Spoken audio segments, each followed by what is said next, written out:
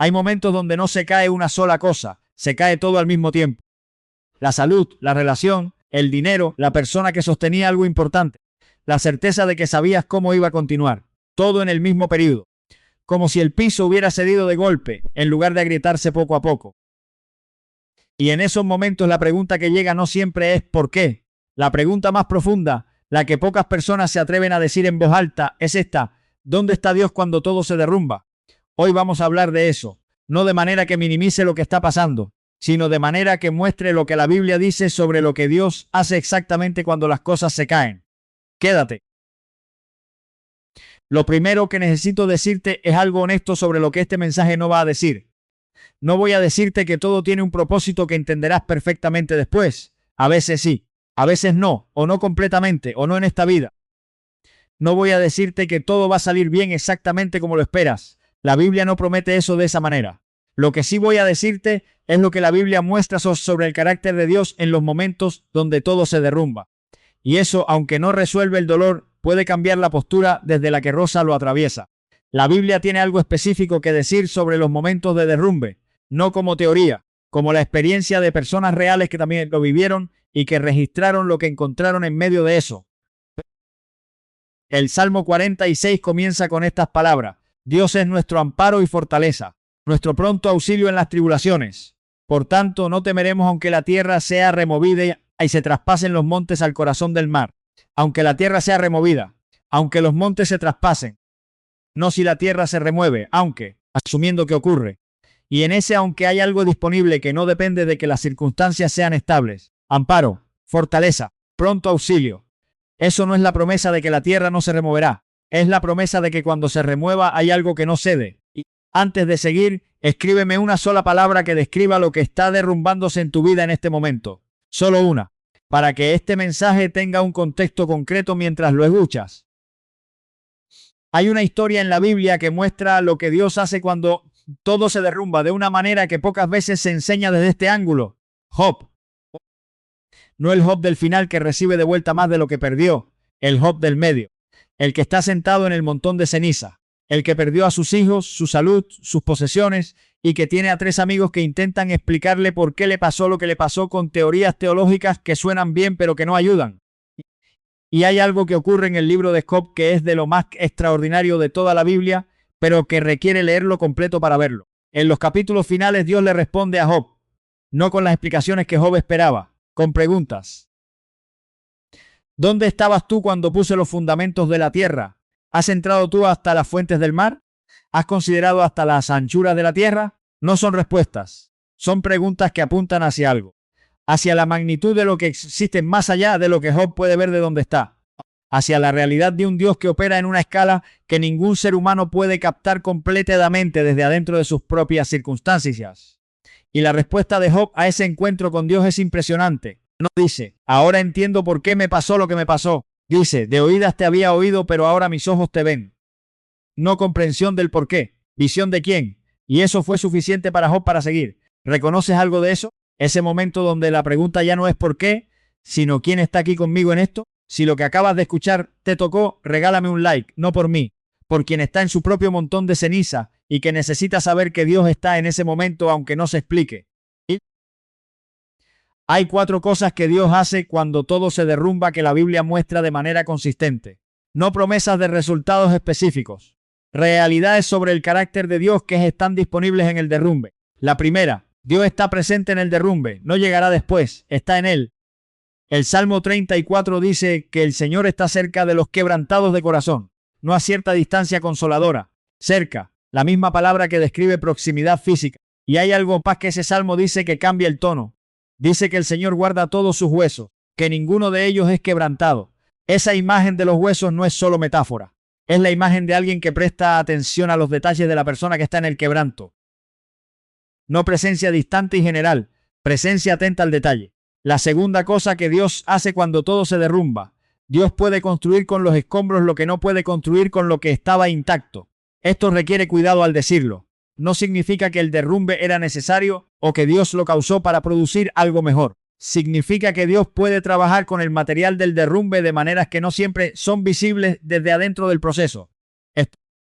La historia de José es la evidencia más clara de esto en la Biblia. El pozo, la esclavitud, la cárcel. Ninguno de esos eventos fue bueno en sí mismo. Pero el Dios que puede trabajar en los pozos y en las cárceles los incluyó en un proceso que produjo algo que ningún camino directo hubiera podido producir. Eso no garantiza que el derrumbe de Rosa va a terminar en primer ministro de Egipto. Pero sí dice algo sobre el carácter de un Dios que no se rinde ante el material roto. La tercera cosa que Dios hace cuando todo se derrumba, Dios forma algo en Rosa durante el derrumbe que no puede formarse en la estabilidad. La carta de Pablo a los romanos dice que la tribulación produce paciencia, que la paciencia produce prueba o carácter probado, que el carácter probado produce esperanza, y que esa esperanza no avergüenza porque el amor de Dios ha sido derramado en nuestros corazones. No es que el derrumbe sea bueno, es que en el proceso del derrumbe algo se forma que la comodidad no puede formar. Una fe que sabe que funciona en la oscuridad porque fue probada en ella. Una compasión que solo viene de haber conocido el dolor de adentro. Una confianza en Dios que no descansa en circunstancias favorables, porque fue construida precisamente cuando las circunstancias no eran favorables. Y si lo que estás recibiendo hoy te está haciendo bien, suscríbete al canal, para que cada semana haya un mensaje como este esperándote. La cuarta cosa que Dios hace cuando todo se derrumba es la más difícil de recibir, pero la más importante. Dios acompaña el derrumbe sin necesariamente explicarlo. Hay personas que esperan que cuando Dios aparezca en el derrumbe aparezca con las respuestas, con la explicación de por qué ocurrió, con el mapa de cómo va a terminar, con la garantía de que el resultado va a ser el que se esperaba. Job esperó eso, y lo que recibió fue algo diferente, la presencia de Dios sin las explicaciones, el encuentro con quien sin el mapa del por qué. Y hay algo en ese encuentro sin ecuaciones que puede ser más transformador que cualquier explicación que Dios pudiera dar.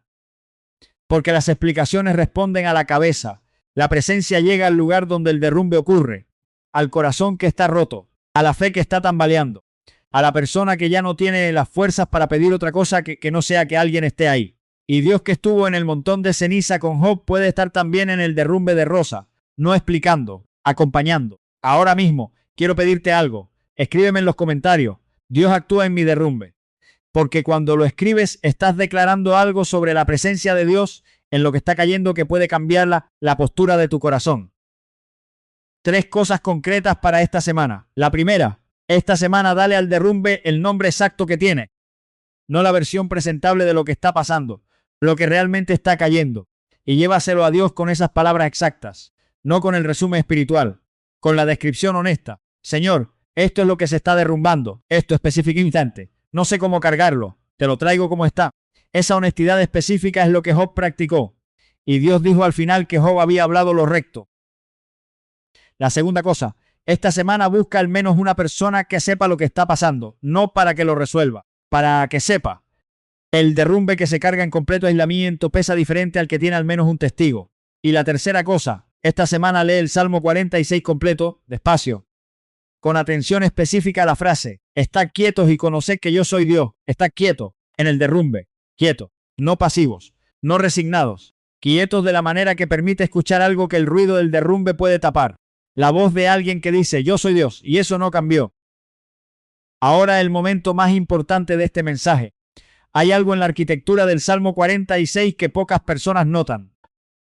El Salmo empieza con la descripción del caos, la tierra que se remueve, los montes que se traslapan al mar, las aguas que rugen y se turban, los montes que tiemblan a causa de su braveza. Eso es el derrumbe descrito con toda su intensidad, no minimizado, no espiritualizado antes de tiempo. El caos nombrado completamente, y en medio de ese caos el Salmo introduce algo 2 veces, una frase que se repite.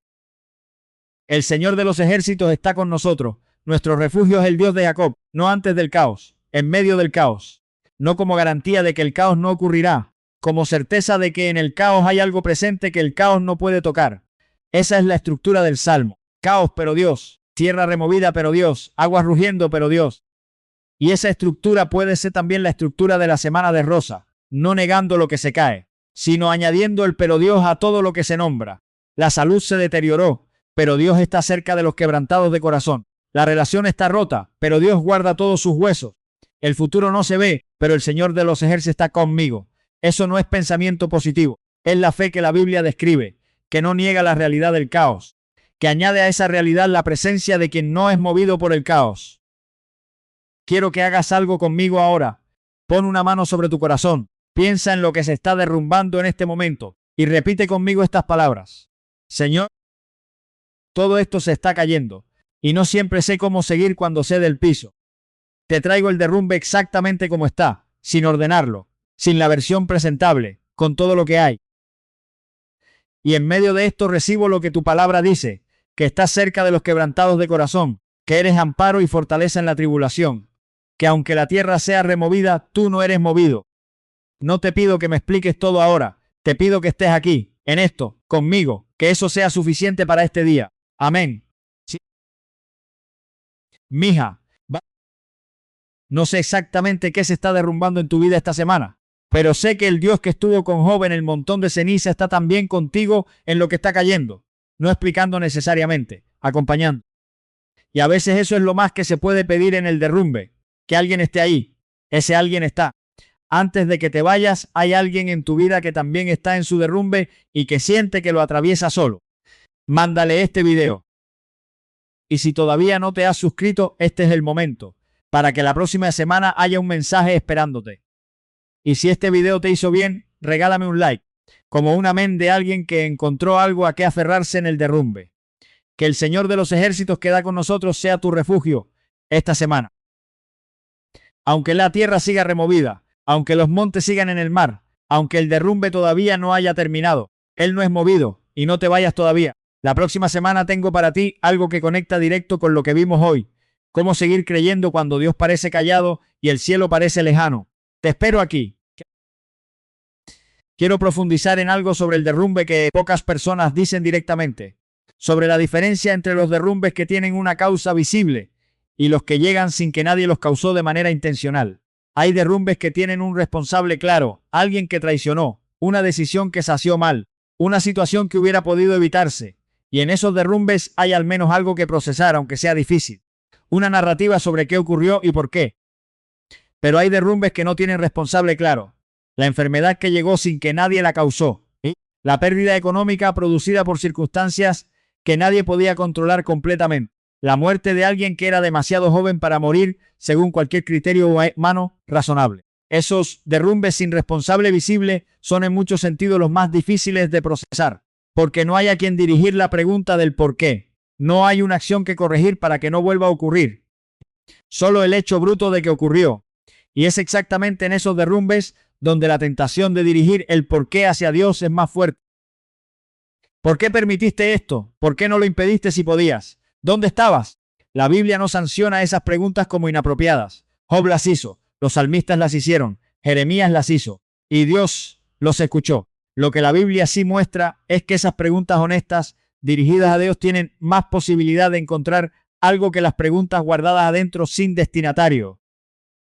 No porque Dios necesariamente responda con explicaciones, sino porque el acto de dirigir la pregunta a Él, en lugar de cargarla, solo cambia algo en quien pregunta. Es la diferencia entre el dolor que se carga solo y el dolor que se lleva a alguien. El peso puede ser el mismo, pero la experiencia de cargarlo es diferente. Amén. Hay algo sobre los amigos de Job que merece ser dicho, porque en el derrumbe no solo importa lo que Dios hace, también importa lo que las personas que rodean a Rosa hacen o dejan de hacer. Los tres amigos de Job llegaron cuando supieron lo que le había pasado. La Biblia dice que se sentaron con él en tierra 7 días y 7 noches sin decirle nada, porque veían que su dolor era muy grande. Esos 7 días de silencio acompañante fueron el mejor momento de los amigos de Job, el único donde hicieron lo correcto.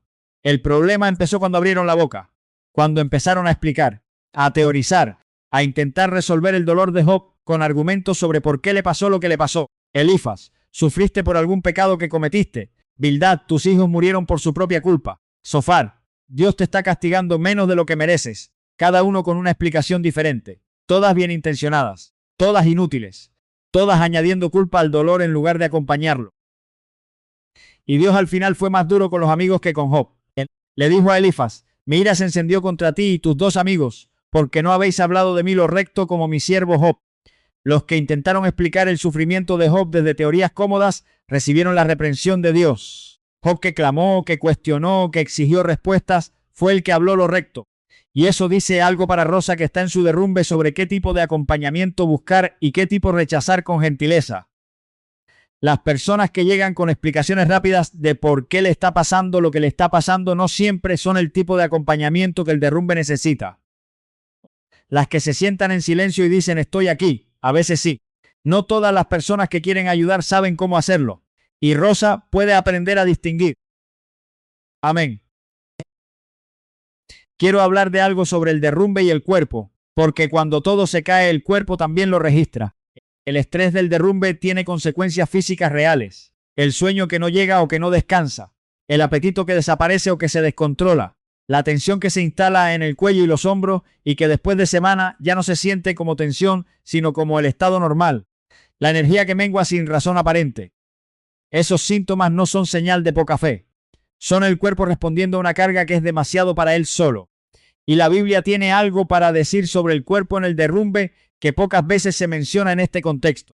Elías, después de su batalla contra los profetas de Baal, que fue una victoria espiritual extraordinaria, se derrumbó emocionalmente. Huyó al desierto, se sentó bajo un enebro y le pidió a Dios que se muriera, porque ya no podía más. Y la respuesta de Dios no fue un sermón sobre la fe, no fue una reprensión sobre la debilidad, fue un ángel con pan recién cocido y un jarro de agua. Come, porque largo camino te queda. Dios atendió el cuerpo antes de hablarle al espíritu, porque sin el cuerpo el espíritu no puede hacer nada en esta tierra. Y eso le dice algo a Rosa que está en el derrumbe sobre cómo cuidarse. Dormir aunque la mente diga que hay cosas por resolver. Comer aunque el derrumbe quite el apetito. Salir al sol aunque no haya ganas de salir. Hacer algo físico sencillo que ancle el cuerpo en el momento presente aunque la mente siga en el caos. Esas prácticas no son alternativas a la fe ni a la oración. Son el pan y el agua de Elías. El cuidado del cuerpo que Dios mismo proveyó antes del largo camino. Amén. Hay una historia concreta que quiero añadir antes de cerrar. Una que conecta la teología con la experiencia real del derrumbe de una manera que Rosa puede reconocer. Una mujer de 68 años que conocí. En el espacio de 18 meses perdió a su esposo. Le diagnosticaron una enfermedad crónica y su hijo mayor perdió el trabajo y tuvo que regresar a vivir con ella con sus 3 hijos. 3 frentes al mismo tiempo. El duelo, la salud, la carga económica y logística de una casa que de repente tenía 6 personas más. Y me dijo que en uno de esos meses, en un momento donde el agotamiento físico y emocional era tal que no podía ni formular una oración con palabras, abrió la Biblia en el Salmo 46. No lo buscó, lo encontró. Y cuando llegó a la frase, estad quietos y conoced que yo soy Dios, me dijo que algo en ella se soltó. No que las circunstancias cambiaron, no que dejaron de pesar, sino que algo adentro se dio la tensión de intentar sostener todo con sus propias fuerzas. No tenía que sostenerlo todo. Alguien que era Dios decía que lo era, y que ella podía estar quieta. Me dijo que esa quietud duró quizás 20 minutos esa noche, y que al día siguiente las circunstancias seguían exactamente igual, pero que esos 20 minutos le dieron algo para continuar el día siguiente, y el siguiente. Eso es lo que el Salmo puede hacer en el derrumbe. No resolver todo en un instante, dar lo suficiente para el siguiente paso. Amén. Quiero hablar de algo sobre el derrumbe y la fe que merece ser dicho con honestidad completa. Sobre los momentos donde la fe me parece parte de lo que se derrumba. Hay personas cuyo derrumbe no es solo de circunstancias externas, es también de certeza. Que en el proceso de que todo se caiga también cayó la seguridad sobre algunas cosas que creían. Es la imagen de un Dios que protege a quienes lo aman, la idea de que la obediencia produce bendición, la convicción fresca de que hay un propósito detrás de todo. Y eso, el derrumbe de las certezas, puede ser el más difícil de todos porque sin ellas no queda mucho desde donde reconstruir. La Biblia no idealiza la fe, la muestra como algo que tiene momentos de claridad y momentos de oscuridad, que puede ser sólida en una temporada y tambaleante en otra, que los mismos personajes tuvieron momentos de fe extraordinaria, también tuvieron momentos de duda profunda. El mismo Elías que llamó fuego del cielo en el monte Carmelo fue el que días después huyó al desierto y pidió morirse. El mismo Pedro que caminó sobre el agua fue el que se hundió cuando miró al viento. El mismo David que escribió el Salmo 23 también escribió el Salmo 22 que empieza con Dios mío, ¿por qué me has abandonado? Y la Biblia los honra a todos en sus momentos de claridad y en sus momentos de oscuridad. Es porque la fe real no es la que nunca tambalea, es la que sigue buscando con que tambalee. Rosa, que en el derrumbe siente que también su fe se tambalea, no está fallando. Está siendo honesta sobre lo que el proceso produce. Y esa honestidad puede ser el punto de partida de algo más real que la certeza que pretendía no tener dudas. Amén. Quiero desarrollar más el patrón que mencionamos antes, porque pero Dios no es solo una frase del Salmo 46, es uno de los patrones más consistentes de toda la Biblia. Aparece en los momentos más oscuros de las historias bíblicas, no como negación de la oscuridad, sino como algo que coexiste con ella. Los hermanos de José lo vendieron como esclavo, pero Dios estaba con José. Israel estaba en esclavitud en Egipto sin salida visible, pero Dios escuchó su clamor. Daniel estaba en el foso de los leones, pero Dios envió su ángel y cerró la boca de los leones. Las discípulas llegaron a la tumba esperando encontrar un cuerpo, pero Dios había hecho algo que ninguna de ellas esperaba. En cada uno de esos casos el primer elemento es real y es oscuro. La esclavitud era real, el foso era real, la tumba era real. Pero Dios no niega lo que es real. Añade algo a la realidad que la realidad sola no tiene. Y eso puede ser la práctica concreta de Rosa esta semana. No fingir que el derrumbe no está, nombrarlo completamente. Y añadirle el pero Dios que la Biblia muestra repetidamente. La salud está deteriorada, pero Dios está cerca de los quebrantados de corazón. El dinero no alcanza, pero Dios es amparo y fortaleza en la tribulación. La relación está rota, pero Dios puede construir con los escombros. El futuro no se ve, pero el Señor de los ejércitos está conmigo. Esa práctica no es optimismo, es la fe que la Biblia describe, que nombra la oscuridad honestamente y que añade lo que la Biblia dice que coexiste con ella. Amén. Y la imagen final con la que quiero cerrar este mensaje. El Salmo 46 termina con una frase que pocas veces recibe la atención que merece. No termina con la promesa de que el derrumbe pasará, no termina con la garantía de que todo saldrá bien, termina con esto: el Señor de los ejércitos está con nosotros, nuestro refugio es el Dios de Jacob. Eso es todo, no es poco, es exactamente lo que el derrumbe necesita, no las respuestas a todas las preguntas, no el mapa de cómo termina, la certeza de que hay alguien que no es movido aunque todo lo demás lo sea. El derrumbe de Rosa es real, el dolor es real, las preguntas sin respuesta son reales, y en medio de todo eso hay algo que también es real, que el Señor de los ejércitos está con ella, no llegará después de que pase, está ahora. En el caos, en la tierra removida, en las aguas que rugen, está, y eso puede ser suficiente para el día de hoy. Amén.